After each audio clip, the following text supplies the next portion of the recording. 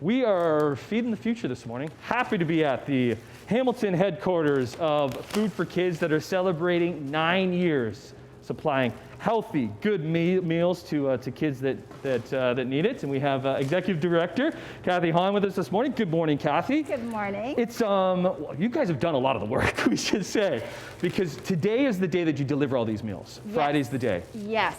So every Friday we discreetly deliver healthy food bags to elementary and secondary school students in Hamilton, and we deliver to about 68 schools right here in the city. And these are kids that typically don't have consistent access to food over the weekend. Okay, and so for any of our kids that are learning online, we're sending them a grocery card directly to their home. This is a pretty good looking healthy meal too, right? Yes, we always make sure that we have 5 whole foods, and we typically have about 15 items in the bag. So we want to make sure that the bags are healthy. Right. We also pack allergy bags for a lot of different restrictions, and we pack halal bags as well. We have some of your volunteers and sponsors helping us out this morning.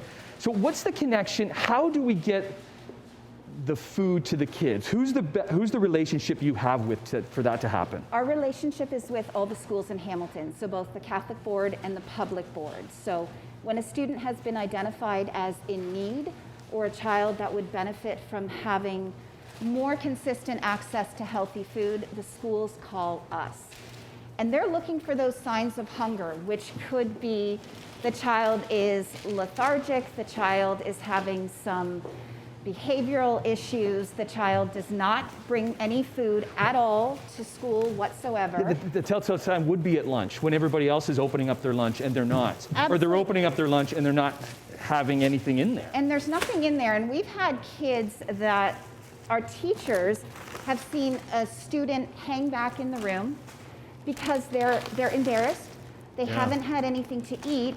And when the coast is clear, so to speak, we've had students that will pick through the garbage and pick up a discarded apple, a sandwich that one of their classmates has thrown out, because they're that hungry. Yeah. They just haven't had any food. And when you are that desperate and you're a child, you will do that. What has COVID done for you guys? COVID has changed things for us. Since March 12th, when the original school closure was announced, we pivoted and we started a second program model, which, as I said, was our grocery cards. And as a result, between March the 12th and September 21st, we actually distributed over $400,000 worth of grocery cards to kids in our program. So we've implemented a second program model. We have half of our program participants are actually learning from home right now. So you got to get the food to their homes, not to their schools. Exactly. So that has changed for us. And another thing that has changed is we get calls almost daily, certainly weekly, from families that may have been doing okay before the pandemic. Yeah. And now they're faced with challenges they've never had before. And one of those unfortunate challenges may be providing food to their kids. And a lot of our families, unfortunately, have to make the decision of being homeless or hungry. And that is a terrible, terrible decision to have to make. But a lot of our families have to.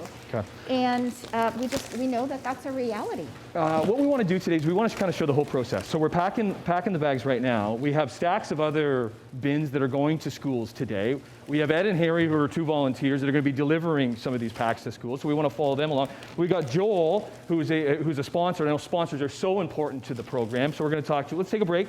We'll continue packing. We'll talk to Joel and see about his involvement, and we'll continue celebrating 9 years getting food to kids who need in Hamilton and the surrounding area on Morning Live.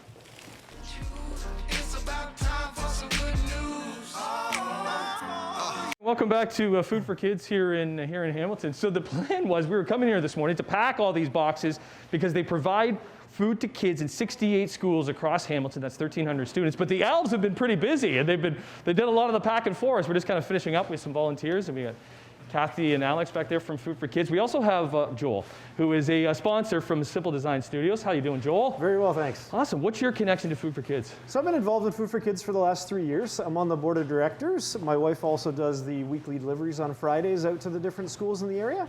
And we're really here to, because we're a local business, we wanted to help a local organization. I had a friend that was on the board 3 years ago that decided to bring me in and introduce me to Food for Kids, and we've been a part of it ever since. Because volunteers, we have Ed and Harry here helping us out today, and we're going to talk to them in the next little bit.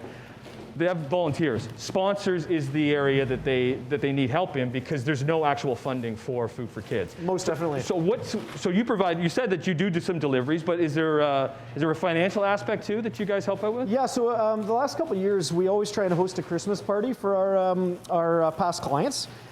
This year with COVID, things are a little bit different. So again, because Food for Kids decided to shift their gears a little bit, we decided to join in.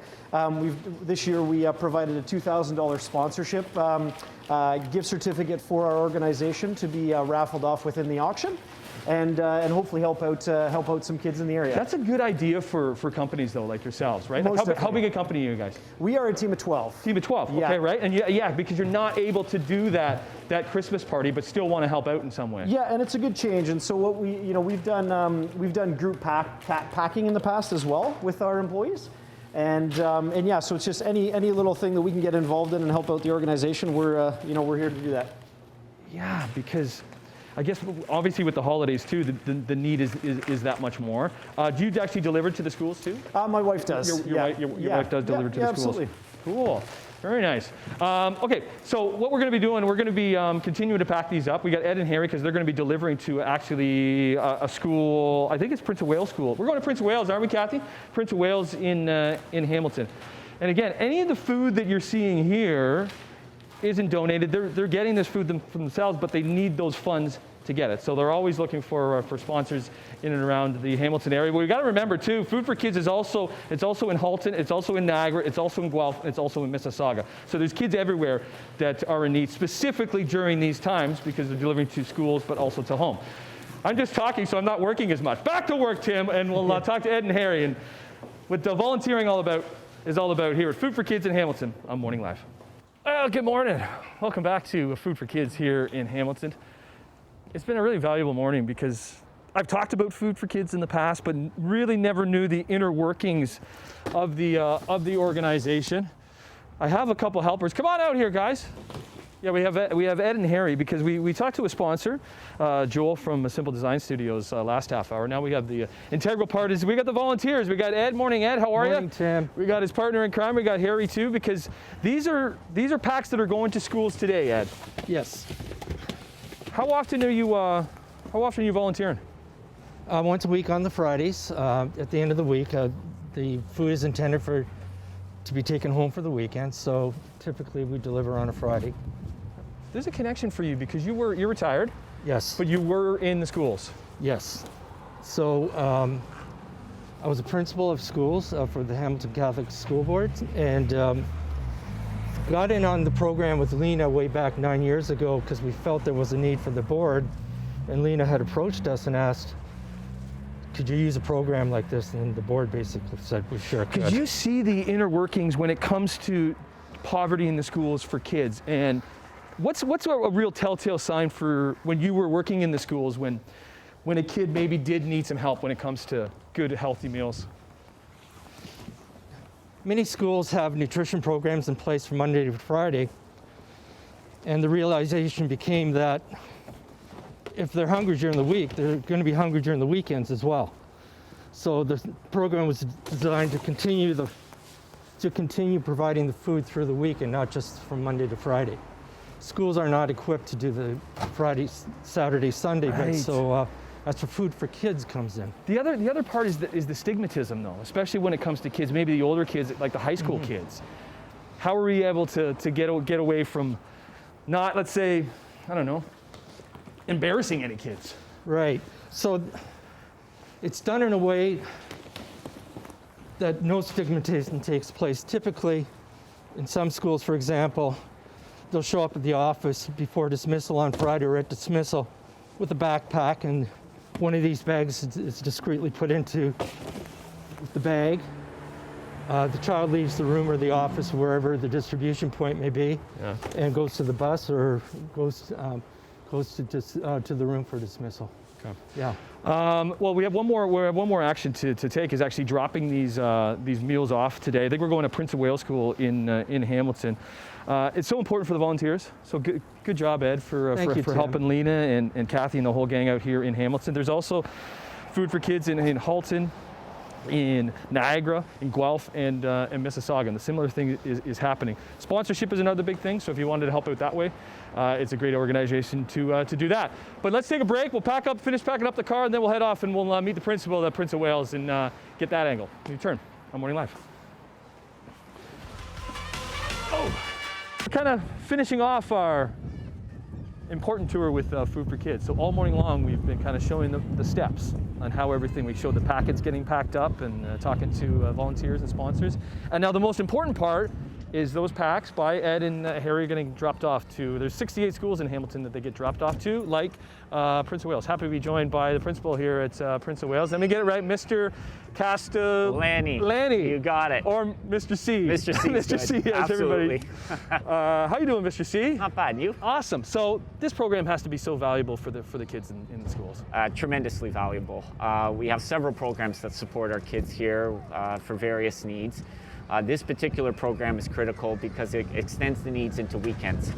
Where typically, normally, we have during the day a lot of programs that support the kids nutritionally, but that weekend component is absolutely critical, and that's what this service provides for us for these families. We give Teresa a shout out because she kind of organizes the program here. Teresa, without Teresa and a couple other staff members that work here, the program doesn't run. I can't always fall on the principal to be doing these things, and Teresa is a wonderful educational assistant who cares deeply about the kids, and she's actually our mental health lead in the building as well, so this program just matches exactly. How do you recognize kids that might need that?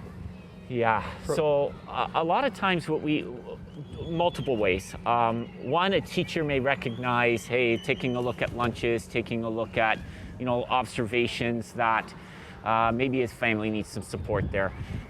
Many times families in the community already know we're running our programs and simply outreach to us and say, hey, we could use a little bit of help here. What can you offer us? And then we get them matched up with whatever program makes the best sense for them. So. And the stigmatization, I guess, is important too. So other kids they don't feel bad that they're doing it. Yeah, right? So we're super, super private about it, very confidential. COVID times makes it a little more challenging, as you can see the way that we have to do things here now. But Teresa does a great job where she knows the families intimately, same with the kids, and she's able to do it in a way that doesn't draw attention. And it's very private. You see the bags already. There's, they got a name on it, but really you don't know what's going on there. Yeah. And for the kids, it's just another typical week, really. It's been really great. A great morning with Food for Kids. Just it's such an important part of Hamilton, but there's other areas too. Halton, Guelph, Niagara, Mississauga all have Food for Kids, and it's the relationship between the schools like Mr. C and Prince of Wales and Food for Kids that are getting. It's showing that we care about them. I think is kind of the most important thing, is showing that we care, and that's why programs like this are great.